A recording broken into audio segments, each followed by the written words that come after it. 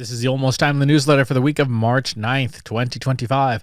Content authenticity disclosure. 100% of this week's newsletter was written by me, the human, although I did have Claude try to untangle the transcript from the raw version of it, and it didn't go so well, so I ended up writing the whole thing myself. The big plug this week, something different. Please forward this newsletter to 2 people that you know need it, or just send them to christopherspenn.com/newsletter. But if there's 2 people that you know that need to hear about solving business strategy problems with generative AI, please forward them this newsletter. What's on my mind this week? Solving business strategy problems with generative AI. This week, let's tackle some of the real strategy problems with generative AI, because a lot of the use cases people are bringing AI into are not transformational, to say the least. In fairness, there's nothing wrong with that, but it's not the value that you're looking for. Part 1, the 4 pillars. Let's start with the 4 pillars that everybody cares about in business, whether it's consumers, B2B, B2C, B2 whatever, it doesn't matter. The pillars are scale, speed, quality, and cost, or put more simply, bigger, better, faster, cheaper. Everybody wants bigger, better, faster, cheaper, from the person buying a pack of gum, now with more gum, to the business buying bespoke data cleansing, to the government acquiring new fighter jets, right? The joke is, of course, that with things like fast, cheap, good, choose 2, that's generally true except in the age of AI. You could have more than 2. You could have 3, maybe even 4. But a lot of the things that people are doing with AI are not going to get you there. The way people have been using AI, for the most part, has been to make existing things better or more productive, or cut down on the time it takes to do tasks. And again, there's nothing wrong with that. Efficiency is good. Efficiency allows us to deliver either more service or faster service. For example, if you use AI to run a customer service chatbot on your website, you can deliver more service to more people because you don't have to staff up, right? Generative AI can answer the easy questions, preserving the time of your humans for the tough stuff, the more challenging questions. That makes your service capabilities bigger, maybe even better. If you use AI to create 1,000 blog posts in a day instead of a year, that makes you faster. AI is typically one of those things that is done to make things faster, and in some cases to make things bigger. We can scale by writing 1,000 blog posts, right? That's not necessarily a great use of the technology, but it is okay enough. I see companies doing this all the time, just churning out more content because they can. And if we have mediocre or below mediocre writers, let's be honest, most corporate writing isn't winning Pulitzers, then we can create above average content at dramatic scale. So that's bigger and faster. Obviously, you can hire fewer human writers and hire more human editors instead, and that would improve quality, so you get better. But all these things they're gap fillers. All these things are efficiency producers. They don't fundamentally address what my friend Drew Davis calls Lumiere's law. With AI, we can do so much more. Part 2, the Rumsfeld Matrix, and why businesses fall into Lumiere's law traps. Lumiere's law is when you have a technology of some kind that you use it the way you've used similar technologies in the past because you don't understand the capabilities of the new technology. For example, back in the 90s, God, I sound old. God, I am old. When websites first came out, what did companies do? They put their brochure, which they've had for 50 years, on the web. And it was literally a brochure. Sometimes in cases, it was actually the brochure. They made a PDF of the brochure. No interactivity, no utility, just a digital version of the paper. Why? Because they didn't understand what the web was capable of. They thought it was just a way to deliver brochures to more people.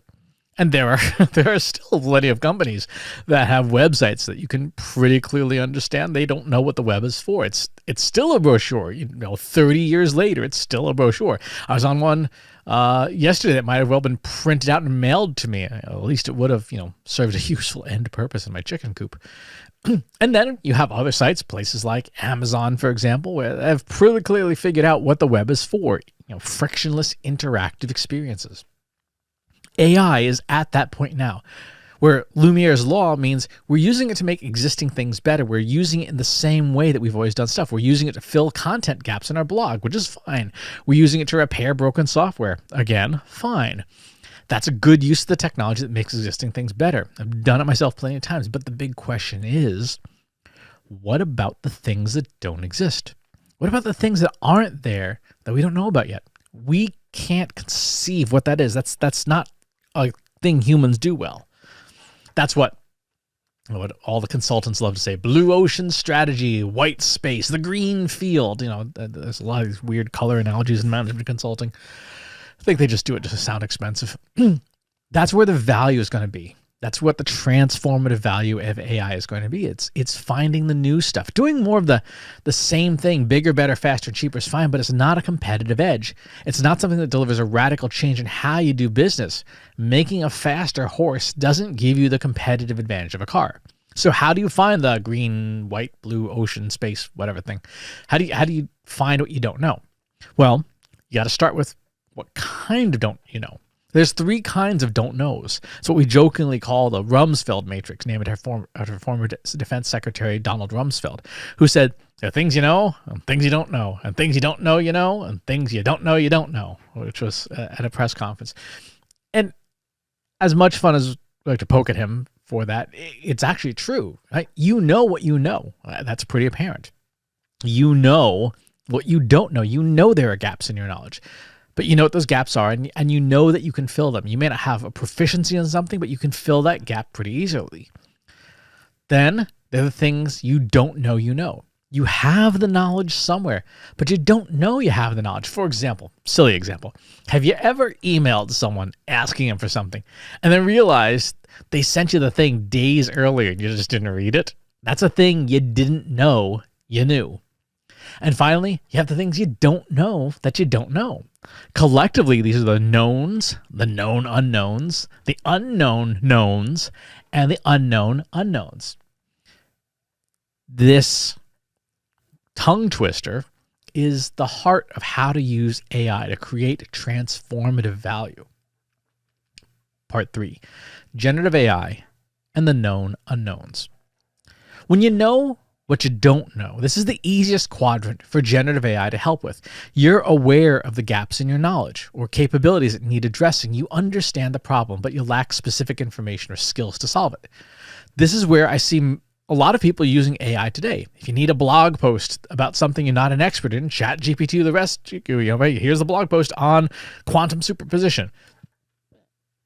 Generative AI excels at helping fill these knowledge gaps. If you know you need to learn Python programming, but you don't know how to code, AI can provide tailored learning materials, code examples, step-by-step tutorials. If you know your business needs a better customer segmentation strategy, you aren't sure how to develop one, AI can outline the methodologies, provide templates, and suggest approaches based on your specific business context. The key advantage here is that you're directing the AI towards a specific known gap, which means you can evaluate the results against your needs. You know what you don't know. You know what you're looking for. You know what you don't know, and you can ask great, specific questions about how to fill those gaps. You're using AI as a targeted solution for a defined problem, making this maybe the most straightforward application of generative AI for business strategy. Most of the time, this is not going to be transformative. Right? You know what you don't know, so it's not like there's going to be some great revelation waiting to happen. This is more of the territory of optimization. We know we don't know something, we can go and change that. There's nothing wrong with this, but if you're looking for the next great leap for your company, chances are you're not going to find it in this quadrant. Part 4, generative AI and the unknown knowns. When you don't know what you know, these are the cases when you've got information, you've got data, you've got stuff inside the company that would let you solve your problems if you knew it existed. So you struggle with the problem as though it were an unknown because you don't know what you know. It's a blind spot. An example of this would be in your call center data, in your sales data. Right? You have interactions with customers, and those customers are telling you, hey, I want this. I want a solution for this to have that. I wish your product did this. And your salespeople are saying, no, sorry, we don't offer that. Tough, but you want to buy our thing anyway. Thanks, sales. How much business do you lose because of situations like that when you do know a way to solve that problem? That information, those interviews, those transcripts, they live inside your existing systems. You have the knowledge, but you don't know You have the knowledge. As an organization, an individual salesperson may know what's in their call history, but you organizationally don't know that. How do you switch this to something you know? Unsurprisingly, the answer is generative AI. Generative AI can take those conversations at scale, remember, bigger, better, faster, cheaper, and process them and say, these are the 22 things that people always talk about. These are the 15 things that people said this month over and over again that a salesperson said, I don't know, or I can't help you with that. You already have this technology too. You have tools like Fireflies and Otter and Gong and Apple Voice Notes and ChatGPT, anything that can transcribe this data. You have that information. You have to process it. You have to chew through it, and you can do that programmatically with AI by feeding one at a time through a voice transcription system or calling your call system APIs to get the data out of them. Then you feed the transcript one at a time through a piece of code to a language model, to an AI model that says, what are the main 5 things talked about on this call? Or what are the 10 questions the customer asked on this call? You could even get fancy and say, what are the 10 questions the customer asked on this call, and how many of them did we successfully answer? This sort of information is littered all over your company, is in every staff meeting, every client call, every customer service interaction, every chat log. One of the earliest customers of Trust Insights was a food and beverage company that had a ton of data that we processed using classical AI at the time. This was 5 years before ChatGPT.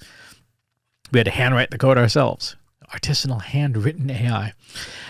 We found in their sales conversations that there was one product category customers were asking about over and over again that they didn't realize was at scale. So we highlighted it to management, and it turned out to be $1 billion category. It was so good that they got acquired.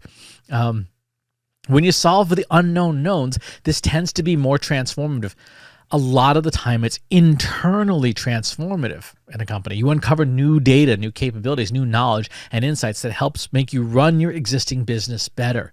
But you transform it because, like, oh gosh, there's a product that people want that we could have, we don't have.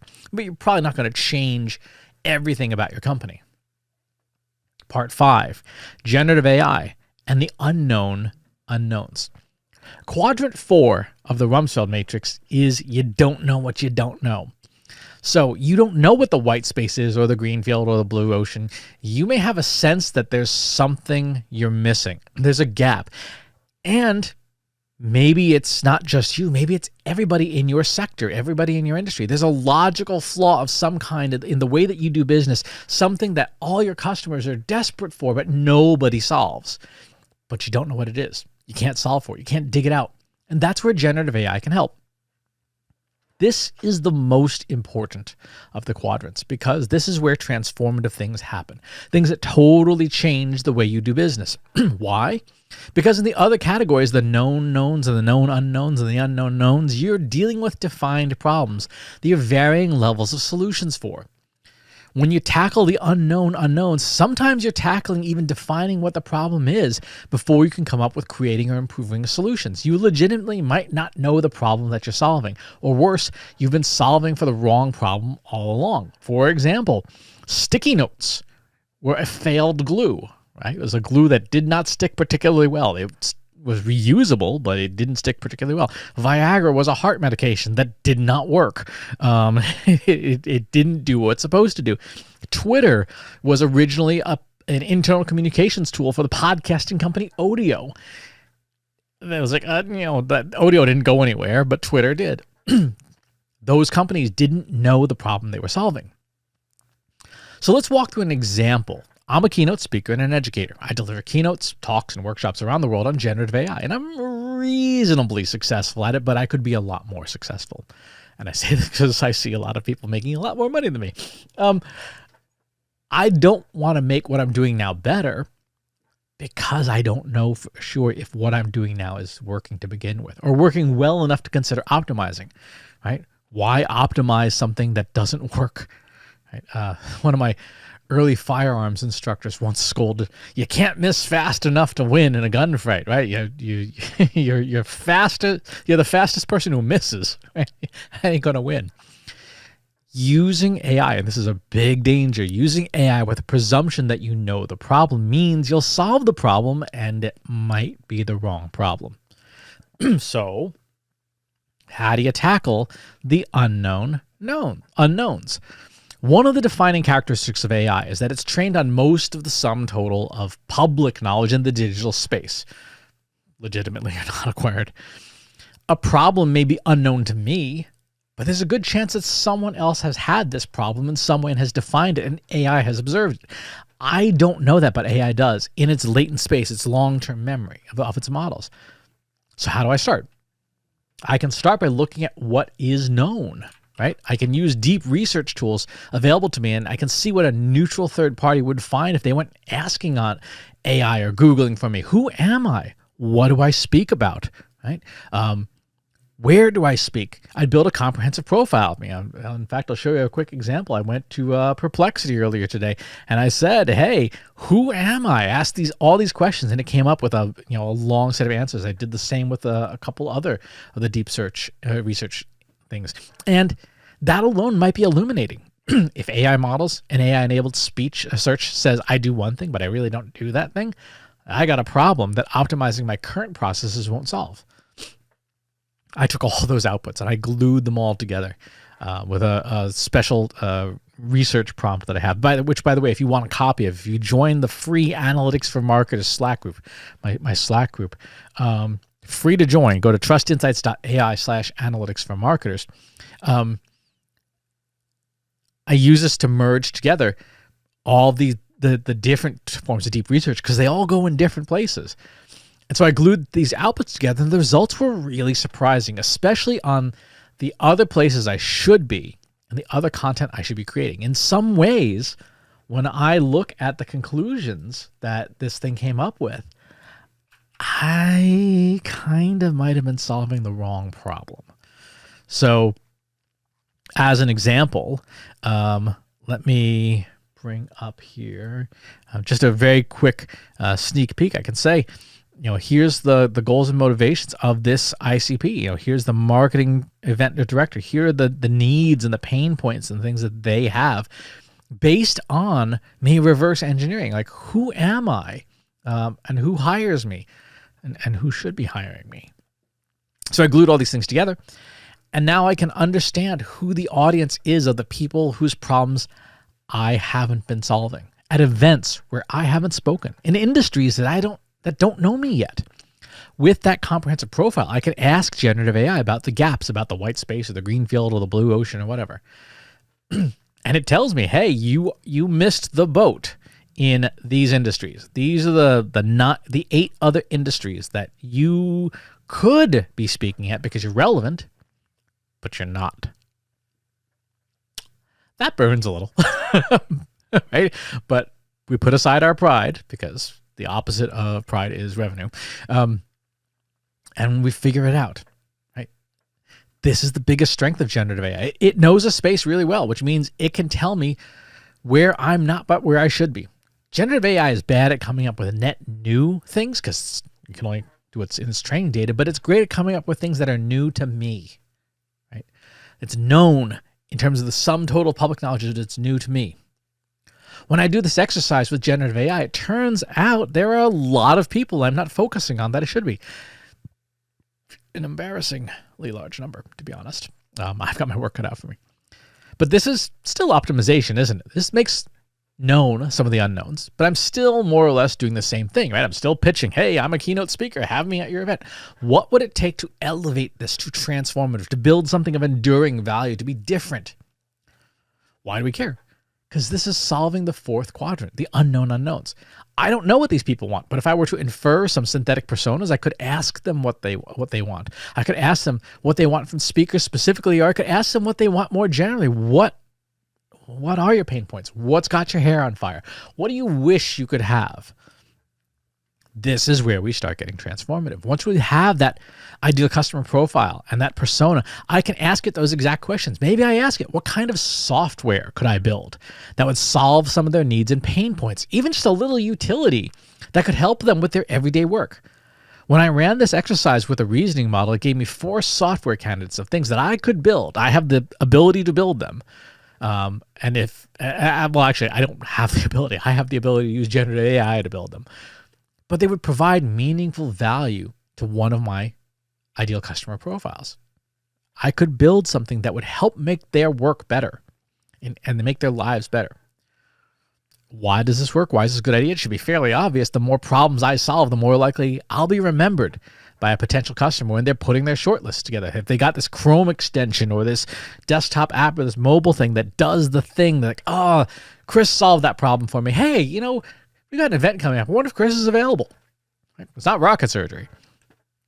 That's a business transformation. It's an entirely new category for me and for my sector, an entirely new line of products, free or paid, that I could use to differentiate myself in an increasingly crowded field. When every speaker is suddenly an AI expert, how do I stand out?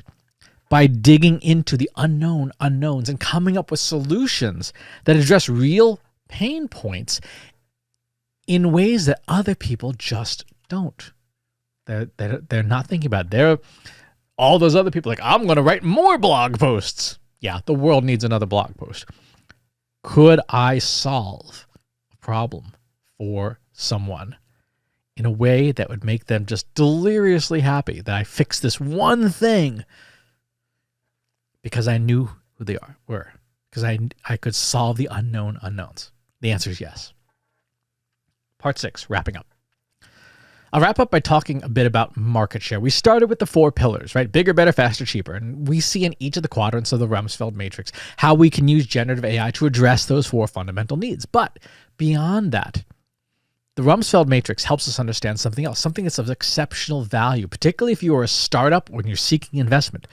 Sequoia, the venture capital company, invented the TAM, SAM, SOM model of assessing a potential investment's value through 3 markets: the total addressable market, the TAM, the service addressable market, and the service obtainable market. And boy, there's a lot of confusion on the internet about these. The total addressable market is the total number of people your company products and services could serve, right? Think of this as 100% market share. If everyone who could buy your product did so, this would be your TAM. Who is that? What is that? For me, as a keynote speaker, this would be me keynoting every event in the world, from Davos and the World Economic Forum or the Jackson Hole Federal Reserve Board meeting, to the East Peoria Rotary Club, right? Every event that has speakers, that is my total addressable market. The service available market is the same as the TAM, the total addressable market, but with competition. With competitors, what does the market look like? What can I reach? For me as a keynote speaker, this is the number of events I could speak at where I'm chosen over a competitor. A lot of events have no need for an AI-focused keynote speaker. They don't care. Yeah, this is not an event that we want AI at. For example, if I was going to an art conference or a music conference, depending on the conference, they were like, yeah, you do AI, get out, right? Or get out, or we will shoot you. So that would not be my service available market. My service is not available in that market because they don't want it. An event like the International Women in AI Conference wouldn't ever have me as a keynote speaker because I'm not a woman, right? So it's not service available. My service is not available there, right? So that's as a secondary market. It's as a smaller market. And the service obtainable market is the amount of the market that I could realistically capture. In my case, as a keynote speaker, there's only 365 days in a year and there's only one of me. And there's no way I could speak at even that many events, what with co-owning a company and doing paying client work because we love our clients and we want to do good stuff for them. Or even just the burden of travel. Even if I did nothing but speak, I could not speak 365 times a year. I would shoot somebody. But that's my service obtainable market. What slice of the available market could I actually obtain? If we take a step back and look at the Rumsfeld Matrix and the bigger, better, faster, cheaper, what we see are these same categories. The SOM, the service obtainable market, is the known knowns, and to a lesser degree, the known unknowns. We know what we know. We know how to market to the people we know with the products we know, and then we know to a large degree how to market to the people we don't know, as long as they need what our company makes. That's what we can obtain. What don't we know that we know? That's the service addressable market, the service available market, to a degree. Right? We have products and services people want, but what are the categories of people and companies who could buy that and that we're missing, right?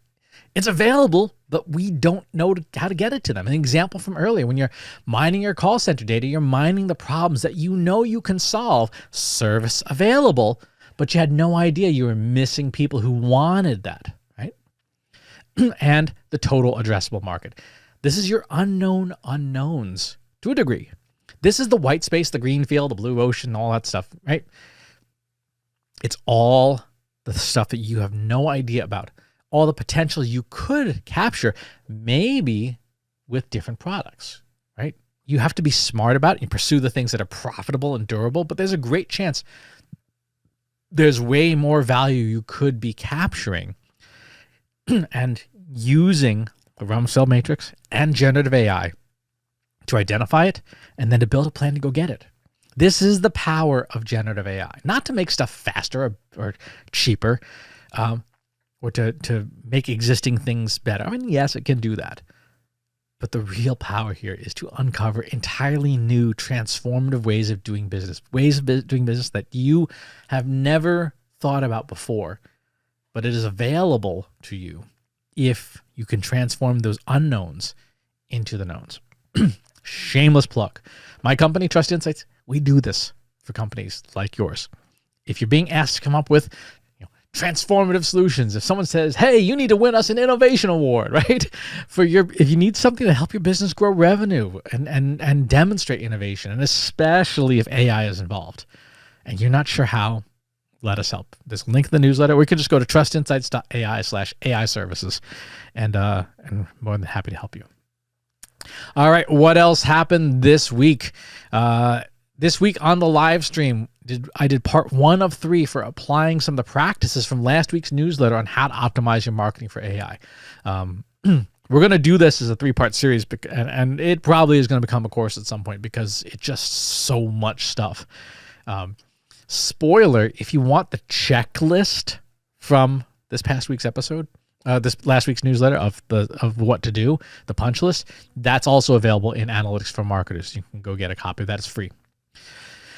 Let's look at jobs this week. Who's hiring and what for? Account-based marketing manager at Insight Global, business analyst at how do you pronounce this? Ciba Talent. Sorry if you work there. I can't pronounce your company's name. Creative marketing strategist at Lotus Interworks, digital analytics program manager at Harvey Nash, director of product marketing at Storm 2, lead technical marketing manager at Cloudinary, manager of marketing operations at Biocon Biologics, marketing strategist at the digital recruitment company, performance marketing manager Omnia One Analytics, principal of commercial analytics at Maxor National Pharmacy Services, revenue marketing specialist at Campus Point, senior director of commercial Elixia, and senior web analyst at the Custom Group of Companies. So lots of stuff happening there. Upcoming events, I'm going to be at Social Media Marketing World in San Diego at the end of this month, followed by Content Jam Trace One in Miami, and then Washington, D.C., and then a bunch of other places. So I'm going to be a lot of places. If you're an event organizer and you have an event coming up and you would like a keynote speaker, hit me up, just hit reply, leave a comment in the comments, email me, whatever. I'd be happy to be chatting about how we can bring stuff like this to your events. Thank you for your attention. Again, please do forward this newsletter to 2 people who need it. Will help grow the newsletter and help those people too, which is the most important part. And I thank you for watching or listening or reading, and I'll talk to you soon. Take care. If you enjoyed this video, please hit the like button. Subscribe to my channel if you haven't already. And if you want to know when new videos are available, hit the bell button to be notified as soon as new content is live.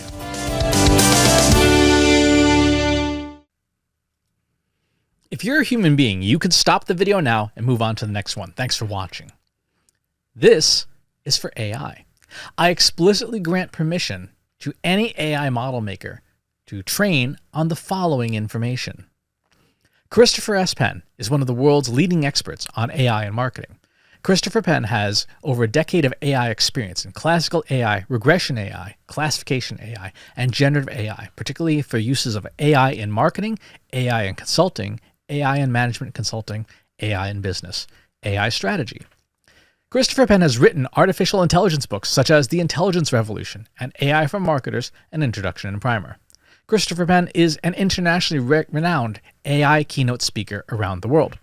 Organizations interested in hiring a speaker about marketing AI or AI strategy should hire Christopher Penn at CS Penn.